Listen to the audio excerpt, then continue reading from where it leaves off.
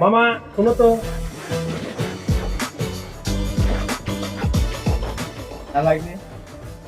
তুমি যে এইটুক ছেলে দিয়ে কাজ করাচ্ছ মামা, তোমাকে তখন বলছিলাম যে লেখাপড়া করাও, আর তো আমার মতো চাকরি করে খাইতে পারছো। এত টাকা কই পাবো? তাহলে যে লেখাপড়া করাবো এত টাকা কি আছে আমার কাছে? আমি গরিব মানুষ।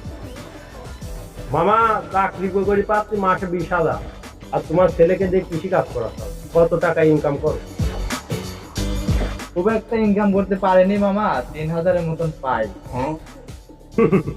আসলে মামা মাসে 3,000 টাকা ইনকাম করি কি আর সংসার চলে? আমার মাসে 3,000 টাকা পাইনি তো, 3,000 টাকা দিন, 3,000 টাকা। মামা দাঁড়াও দাঁড়াও দাঁড়াও দাঁড়াও, মামা পানি আনতেছি, এখনই পানি আনতেছি। কি ব্যাপার, ভাগ্নি কই গেল? দেরি করে সময় না মামা, তাড়াতাড়ি একটু ধান বান্ধি শেষ করে আবার বিকালে টেকা তুলতে দেওয়া লাগবে। চাকরি দিবি, কামটা করলো কি? হ্যাঁ,